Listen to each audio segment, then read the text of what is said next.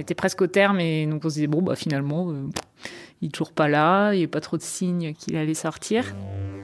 Il paraît que quand on fait l'amour, en fait, ça génère plein de... Dans le sperme, il y a plein d'hormones là, qui provoquent en fait les accouchements. Là, on s'était dit, bon, bah, ce soir, on va se faire plaisir. Ça faisait des mois que je n'osais pas trop, j'avais peur que ça fasse mal au bébé, des trucs comme ça. Donc, on n'avait pas trop fait de pénétration. Donc là, on s'est dit, ouais, ce soir, on peut se lâcher. Donc, en rentrant, on s'est fait un câlin. Il devait être minuit. Et à minuit et demi, j'ai mal au ventre bizarre. Je me lève. Puis là, il y a des trucs qui coulent, dont du sang. Alors je me dis, oula, alors c'est peut-être lié à la pénétration. Je sais pas, mais en même temps, ça me fait super mal au ventre. Du coup, je réveille Alex, quoi. Je sais pas ce que j'ai là, ça fait mal. C'était assez rapproché, donc je lui dis, ben non, on y va. Souvent, on dit que tes premières contractions, t'as encore du temps avant d'accoucher. Alors moi, on me disait, traînez pas, parce que comme votre col est déjà ouvert, première contraction, filez vite, quoi. On roule un peu, et puis là, il y a une contraction qui arrive, et je peux pas allonger, c'était trop douloureux, donc je dis à Alex, arrête-toi, faut que je sorte, en fait, faut que je marche. Donc on était à 500 mètres de la maison, dans le village, du coup, il faisait nuit, les lampadaires étaient éteints, il n'y avait pas de lune. Je l'escortais, on va dire. Je suivais avec la porte ouverte comme je pouvais. Je crie en fait à ces moments-là. Heureusement qu'on est dans la nature, qu'il n'y a personne, parce que j'ai besoin de crier, j'ai besoin de tortiller dans tous les sens. Et une fois qu'elle est passée, je continue un peu à marcher, je souffle, je reprends mon souffle. Ça me fait du bien, l'air est frais, ça apaise. Puis une fois que je me sens mieux, je regrimpe dans la voiture et puis là, Alexandre speed pour avancer un peu. Quand on a passé le pont, quand on a passé la Seine, j'étais soulagé. Je me suis dit c'est bon, là on est arrivé. On va avoir un coup de main. L'insomniaque. Des immersions dans les mondes nocturnes. Tu dors ? Ouais, plus maintenant. J'ai l'air de dormir là ? Ça fait 50 ans que je dors plus. Allez, lève-toi, on sort. Un podcast Arte Radio par Camille Juzo. On sort le jour donc, et la nuit. Pourquoi on ne sortirait pas ?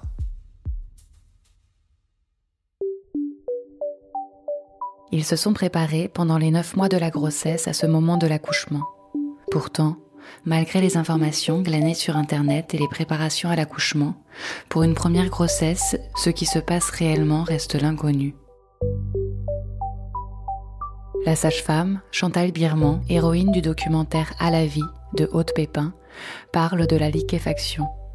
Le corps perd des fluides par tous ses orifices. Sang, perte vaginale, fuite urinaire, lait, larmes. Psychiquement, le manque de sommeil, le traumatisme physique, le choc et le décalage avec ce à quoi elle pouvait s'attendre liquéfient les nouvelles mères. C'est la nuit, alors que les tout jeunes bébés s'agitent, s'éveillent et réclament du lait, que les parents découvrent, s'émerveillent et apprennent à discerner le drôle de langage du nourrisson. Mais c'est aussi la nuit que pointent les peurs, les doutes, les angoisses, et que se vivent d'autrefois la maladie, le deuil, les enfants non désirés.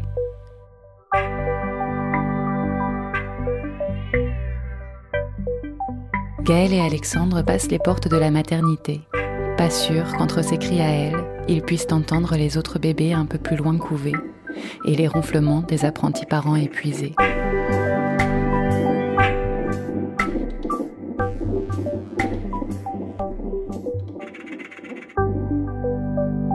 Épisode 6. La première nuit sur Terre.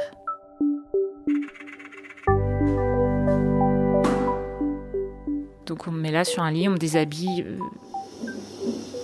Je me souviens qu'il me restait une chaussette. Ils m'ont enlevé les chaussures, le leggings. Et il me restait une chaussette et pas l'autre. Je trouvais ça ridicule.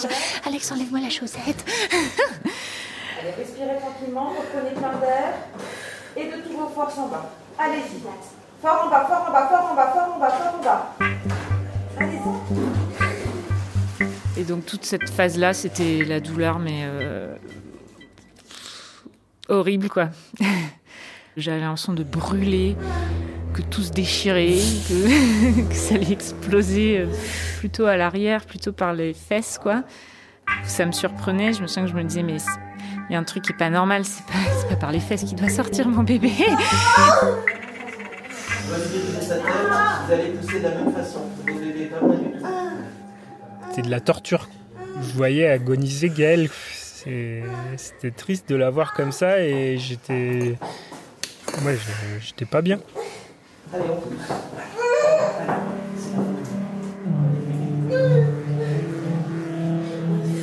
Elles arrêtaient pas de me dire, l'aide-soignante et elle, que c'est formidable ce que je fais, que vraiment c'est incroyable, gna gna gna gna gna.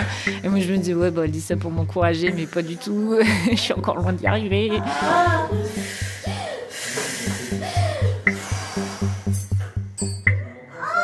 Sa petite tête est dehors. Maintenant vous poussez fort. On y va. Allez.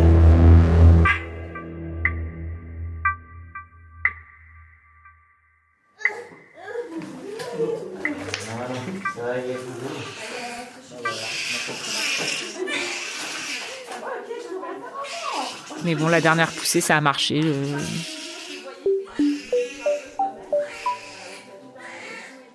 Et après, bah voilà, c'est délivrance, quoi. C'est bon.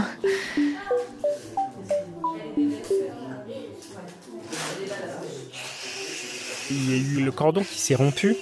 Donc il y a eu du sang, voilà, c'était assez gore, il y avait eu une giclée de sang un peu partout et notamment sur le visage de Gaëlle. Mais Gaëlle était sereine, quoi. Elle a un grand sourire et je la voyais avec du sang sur le visage, mais elle heureuse, quoi. Bah, c'était beau, quoi. C'est le bout de chou, enfin, est arrivé. Il respire, il pleure, il crie. Il est venu à mûr, comme un beau fruit, le jour où il était prévu. Je me souviens pas bien du premier cri. Alexandre me dit que oui, il a crié, il a pleuré. Je m'en souviens pas. Et il me l'a aussi donné, le petit Alexandre, mais je m'en souviens pas non plus. J'étais crevée, en fait. Il est né à 2h15 exactement. C'était la nuit totale. Ça sentait la nuit dans l'hôpital. Il y a un peu d'activité la nuit quand même. Ensuite, ils nous ont installés dans une chambre où on a dormi. Dormi. Même le bébé, je crois pas que je l'ai nourri. Salut.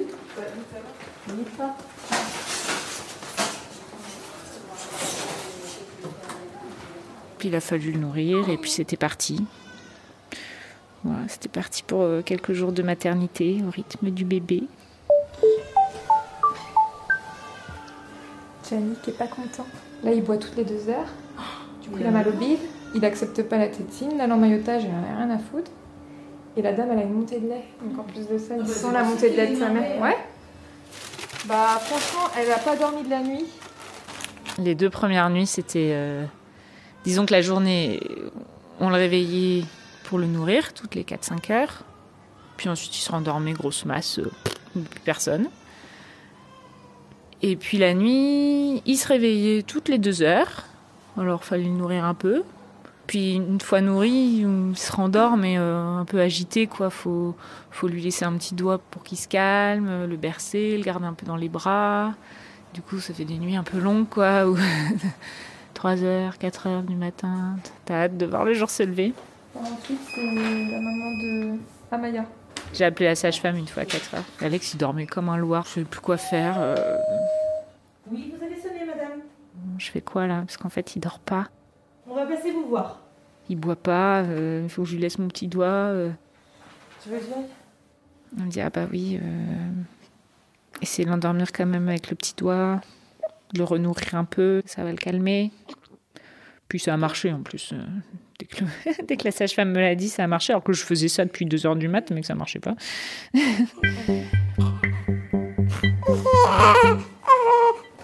S'il a mal au ventre, le fait de le mettre un peu comme ça peut l'aider aussi. C'est pas gagné. Hein.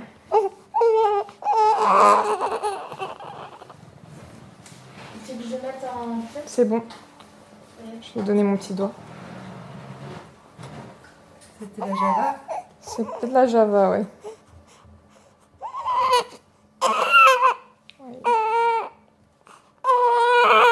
Bah, bonhomme, il faudra que tu attendes un peu. La nuit de Java, c'est l'expression qu'on donne à la nuit de la montée de lait, en fait. On dit que le bébé va faire la Java. Il n'arrive pas à tenir la tétine, mais il arrive bien à prendre le petit doigt. C'est une nuit où elle va pas du tout dormir. Le bébé va vouloir juste être au sein toute la nuit, quoi. Donc là, clairement, elle dort pas et le bébé ne dort pas non plus. Quand il réclame toutes les demi-heures parce que le lait, il est digéré en 20 minutes. On a beau être prévenu, je crois qu'on s'attend pas à ça. C'est ça aussi notre travail. C'est bien.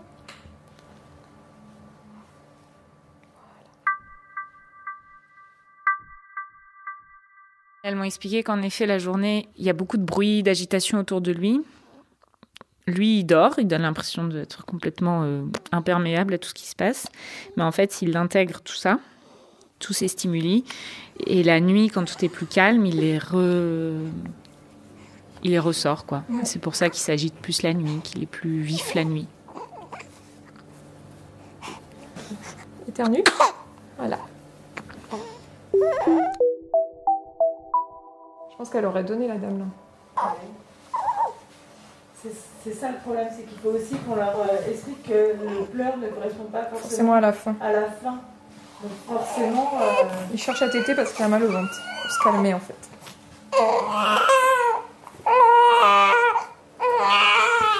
Quand elles arrivent ici en suite de couche, et ben finalement, elles ont repris leurs esprits. Et puis, ça y est, maintenant on fait connaissance. Je remonte ses jambes.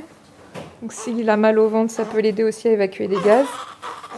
Et il a son ventre qui est appuyé sur mon bras. Et sa petite tête que j'essaye de caler dans mon coude. Même si elles ont passé une nuit blanche, toute la nuit en travail et tout, on va leur dire profitez-en pour vous reposer, parce que là c'est le repos du guerrier. Lui il va dormir les premières 24 heures. Ouais, je vais essayer, je suis fatiguée et tout. Elles arrivent en chambre. C'est pour ça qu'on fait des berceaux transparents, c'est pour mieux le voir. Ils font plein de bruit en plus. Donc le moindre petit bruit, qu'est-ce que c'est? Il parle, il me réveille, machin. Le sommeil n'est plus jamais le même en fait. Ah ouais. Le sommeil d'une femme n'est plus jamais le même du moment où elle a un enfant. Ça c'est. Ça s'explique bien par les hormones pour le coup. Mais ça c'était juste les 2 premières nuits en fait. Après il avait un rythme plus équilibré jour-nuit, avec une tétée toutes les 3 heures, et la journée plus actif, parce que je l'activais plus. Je chantais une chanson, j'essayais d'attirer un peu son attention, donc ça le retenait éveillé. Essayer de lui donner un rythme qui ressemble au mien. C'est dans ce sens-là que ça se passe. Ça fait du bruit, un bébé.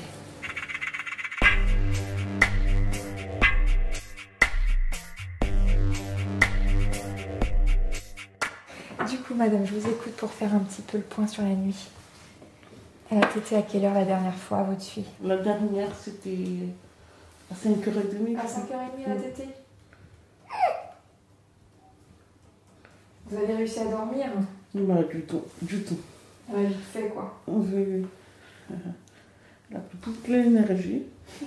Elle a la journée de dormir, mais... Ah bah ça. Mais la nuit, c'était la fête. Pas que la vôtre, si ça peut vous rassurer. Vous étiez plusieurs dans ce cas-là. Il y a des moments où elles sont rentrées quand je dormais. Je les ai pas entendues quand même. Mais il y a des moments où elles sont rentrées, je dormais pas. J'étais justement en train de l'allaiter et tout. Donc là, ça cause normal, quoi. Ça va, tout se passe bien? J'exagère. Elle parle pas très fort, mais comme c'est la nuit, que t'es dans ta petite bulle avec ton bébé, ça fait un petit peu intrusif quand même. Bon, elles sont adorables quand même. Elles prennent soin de nous. Elles savent nous conseiller, quoi.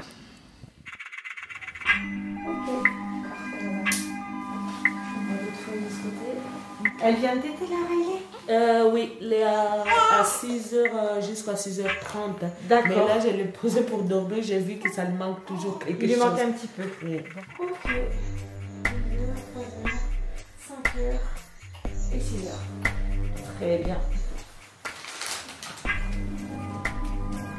T'as ton corps qui se répare aussi. Ouais, ça a été un peu dur, ouais. La fin de l'accouchement, quand elle me recousait là, le périnée et tout, je lui disais j'ai du mal à voir ce que vous faites, et du coup ça me rend plus inquiète encore en fait de de pas bien visualiser. Et donc elle m'a proposé de me montrer avec un petit miroir. Là, j'ai eu la vision d'horreur de voir mon sexe complètement les lèvres très tuméfiées. J'ai pas regardé longtemps. Ouais. Ok, merci. J'ai mis du temps là, à réaccepter, de le nettoyer bien, de le toucher, le sein qui gonfle après, avec les ganglions là sous les aisselles, quand il y a la montée de lait. Ah ouais, tous ces trucs-là, ça met un coup. Hein. Mais bon, ça va, avec Alexandre, ça, on a pu en parler. Il me consolait, il me disait, bah oui, il faut qu'il se remette de ses émotions, ton corps, il a quand même passé un gros bébé.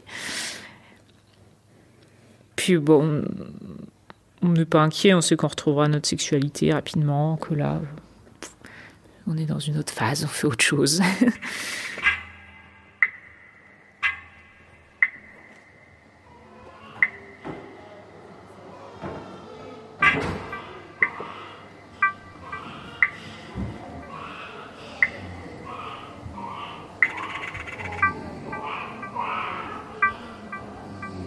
D'habitude, je rêve ou je cauchemarde, mais une fois tous les 36 du mois, quoi. Enfin, pas très régulièrement. Et là, en fin de grossesse, j'ai eu pas mal de rêves. Alexandre aussi, d'ailleurs. Et à la maternité, ouais, j'ai eu 2 beaux cauchemars.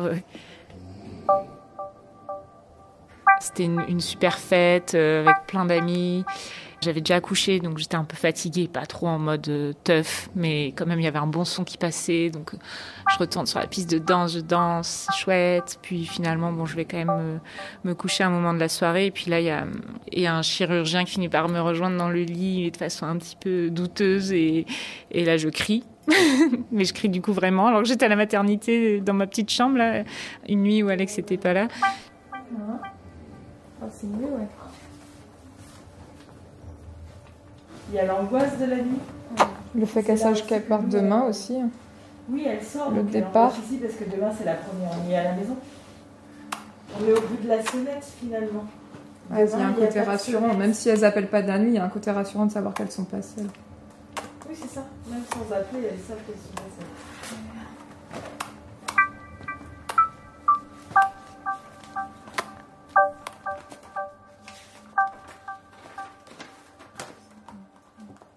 Puis c'était la même nuit où j'ai fait un deuxième aussi sur... ça c'est glauque, mon pauvre bébé. Il avait le visage plein de poils. Et le médecin, avec sa grande paire de ciseaux, me parle qu'il faut lui faire une épisiotomie à notre bébé, parce qu'il y a plein de poils sur le visage. Et donc, je disais, oui, mais on va juste lui raser, en fait. On va pas vraiment faire une épisiotomie. Si, on lui rase, et puis après, on va injecter dans chaque pore un espèce de produit pour ce truc horrible. Et je lui dis non. Je dis non, en fait, je veux pas ça.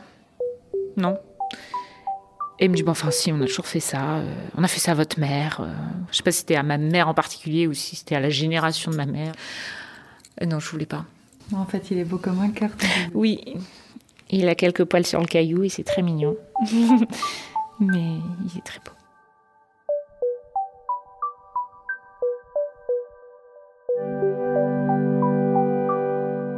Dans la voiture, Alex a installé un siège auto qu'on a mis 10 bonnes minutes à mettre à l'endroit, puis trouver où passer la ceinture. Jérémy, installé, s'est vite endormi, bercé par la route. On passe prendre un chinois à emporter, ce sera ça de moins de rangement pour la première soirée. Les grands-parents ont écrit pour savoir quand est-ce qu'ils pourront venir, c'est fixé pour le lendemain. Faudra faire un peu d'ordre avant, passer la spie ou ranger la cuisine. C'est vrai que c'est marrant parce que l'odeur, en fait, je m'attendais pas à ça. Odeur de lingette, odeur de lait, odeur de bébé, quoi. Les biberons ont envahi la cuisine, les couches, la salle de bain. Il y a même un biberon sur le lave-vaisselle. C'est intéressant. Est-ce que peut-être déjà pendant la grossesse, il y a ce sentiment aussi un peu parfois de peur aussi de... Ouais, au 8e mois de grossesse, là, quand on m'a dit que que j'étais sous menace d'accouchement prématuré, le MAP. Ouais, là, j'ai eu quelques jours de flip, d'inquiétude un peu mêlée de je suis pas à la hauteur, je suis pas foutue de garder notre enfant jusqu'au bout, il va être prématuré, du coup tout va être plus compliqué, ce genre de truc quoi. Réveiller pour prendre le bain à 22h, c'est n'importe quoi.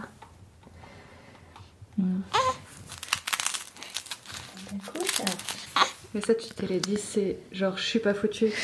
Ouais, il y avait un peu de ça, ouais. Mais sans le thermomètre, Le thermomètre, je sais pas où il est. Bah, moi non plus. Il était pas là-dedans. Je cherchais, mais je veux pas trouver. En plus, c'est vrai que du coup, j'avais la consigne de rester allongée, alors j'ai fait ce que j'ai pu. Tu veux que je fasse? Oui. Moi, je le fais. J'ai été bien aidée pourtant, il y a ma mère qui est venue, j'ai des amis qui sont venus. Papa, c'est papa le produit bain. Mais bon, malgré ça, je faisais forcément des trucs. Et du coup, je culpabilisais un petit peu, genre, oups, j'ai marché un petit peu. Oups, j'ai porté un truc. Oups, je me suis couchée après 22h. Ah, comment il s'étend en plus, regarde. Regarde, comment il se détend. Bah ouais, c'est encore plus grand que le Ah ouais, regarde. En fait, il kiffe là. Tu fais au moins 70 cm. Et après, là, depuis qu'il est né... Oh oui, c'est trop cool. On peut pas arrêter. Ah oui, très bien, c'est bon. Il est sorti. Ah là, c'est mieux. Même quand il pleure, il est trop mignon. Ouais, si, dans un moment de fatigue, il y a un petit peu le... Putain, on n'est pas très bon, on est...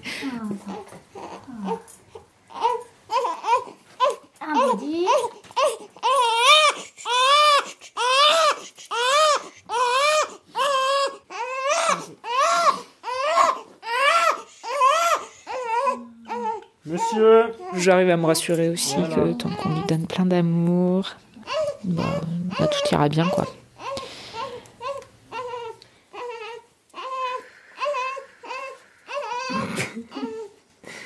Ça pime pas dedans. C'est marrant, il a grandi depuis la maternité, parce que ça, c'est le premier pyjama qu'on lui a mis à la maternité. On n'avait pas galéré comme ça. Qu'est-ce qui se passe? Parce qu'il a grandi, regarde, ça rentre pas. Allez, hop là. Non mais ça passe, regarde. Ouais, tant pis. Moi il est calme. On va lui mettre des chaussettes et on va enlever les pieds. Parce que là, il a les jambes tordues. Ah putain, là. Ah, je suis fatiguée, pardon. C'est vrai que c'est fragile. En temps normal, j'ai un travail assez physique, dur. Je travaille en extérieur, donc je vais pas avoir le même comportement avec le bébé. Et je vais être plus précautionneux. Ce soir, je m'étais dit, j'en ferai une par soir pour être sûr de ne pas laisser déborder les trucs. Mais... Demain matin. Oui. Il n'est pas fini. Au niveau de son crâne, tout ça, j'essaie de faire très attention. Je l'ai lavé, il avait des peaux mortes, tout ça, donc j'essaie de lui retirer, mais je l'ai fait pleurer très fort. Donc je m'inquiétais dans le sens où, est-ce que j'ai pas fait quelque chose de trop secoué, parce qu'il y a le phénomène du bébé secoué. Donc je voudrais pas qu'il ait des séquelles plus tard, quoi. Est-ce que j'ai mal agi? Je voudrais pas ça. Des fois, j'ai un peu peur de mal faire. J'ai cherché le bonnet? Ouais, je vais bien. Il est sur la table à manger, je pense.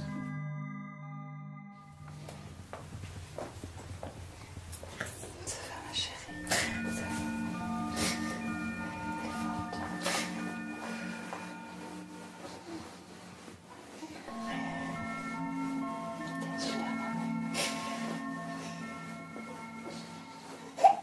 Oui, ça va, il va s'en remettre de la scène du bain. Bien sûr. T'es un super papa, il est super. Oui.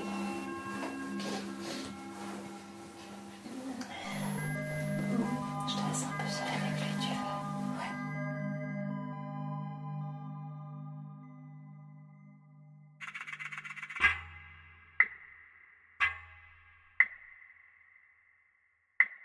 Ça va? Ouais, ça va. T'as pas trop claqué?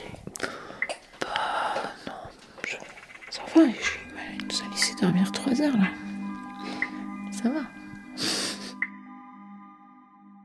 J'ai cru qu'il allait, à peine couché, il allait se mettre à réclamer. Tout à l'heure. Il a refait des bruits et tout. Je lui ai bercé 3 secondes et c'est passé. Là on verra, mais normalement il doit se rendormir direct. Il est lui-même dans un état un peu comme nous, quoi. Entre deux sommeil, quoi. Au début, je voulais qu'il soit tout le temps dans sa chambre, même tout petit. En fait, j'avoue que tu flippes un peu la nuit, qu'il s'étouffe. Au moins, quand il est à côté, tu l'entends, quoi. Même pour le père, je crois que c'est aussi le fait d'avoir son bébé à côté, ça développe l'attachement, quoi. Ah, t'as encore loupé son petit sourire. On réessaye. Parce que bon, on va pas y passer la nuit, hein.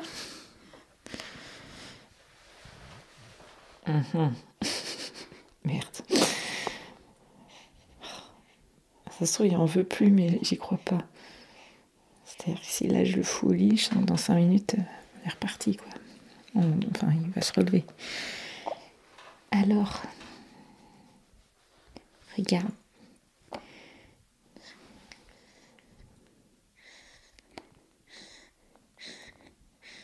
Non, c'est marrant, il veut pas téter, quoi. Pourtant, je te connais pas depuis longtemps, mais je pense quand même que t'en veux encore.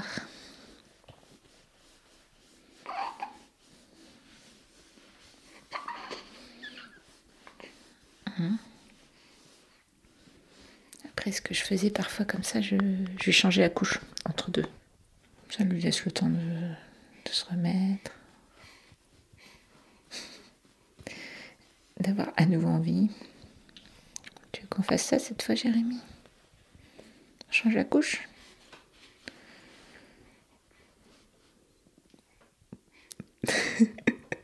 C'est vrai qu'il il passe d'un en état grognon à Béa en 2 secondes, quoi.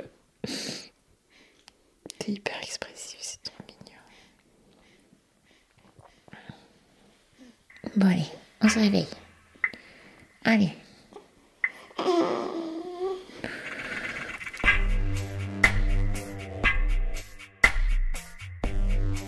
Bon, pour l'instant, c'est assez... on ne peut pas trop jouer. Il est plus avec la maman qu'avec moi, mais bon, ça va venir, quoi. Il est encore tout neuf. Après, plus tard, j'espère qu'on pourra jouer ensemble, on pourra partager un peu plus de choses ensemble, quoi. Tu voudrais lui apprendre des trucs? Ah bah, lui transmettre tout ce que je peux. Tout ce que je sais, s'il s'intéresse, je vais lui transmettre, hein. La nature, la maçonnerie, la menuiserie, tout ce que je sais, s'il est réceptif, je vais lui apprendre.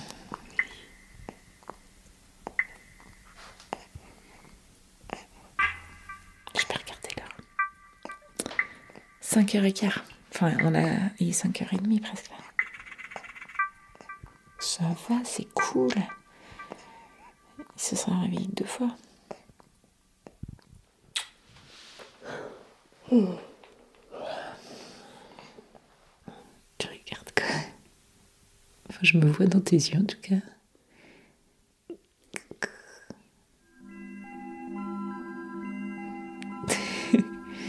Ta petite bouche en cul de poule.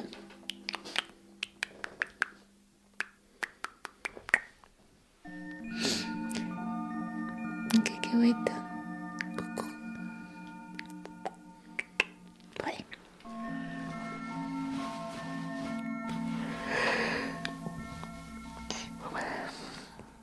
J'ai mis du temps finalement à m'endormir aussi, tout à l'heure.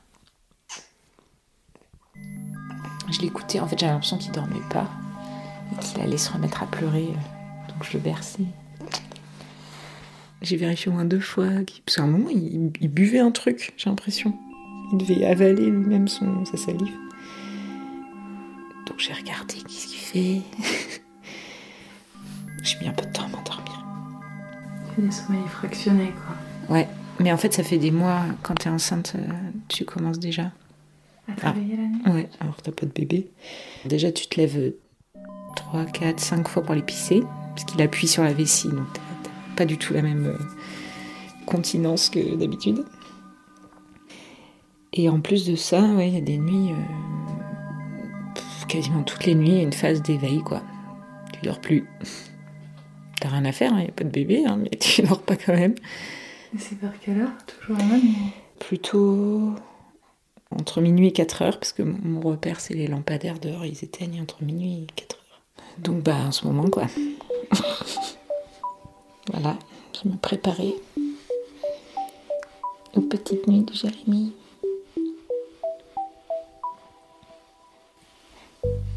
Je crois qu'on va pouvoir le coucher.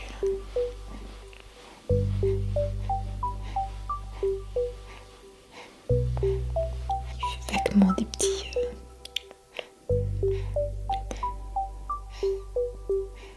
Bon, allez, mon dodo.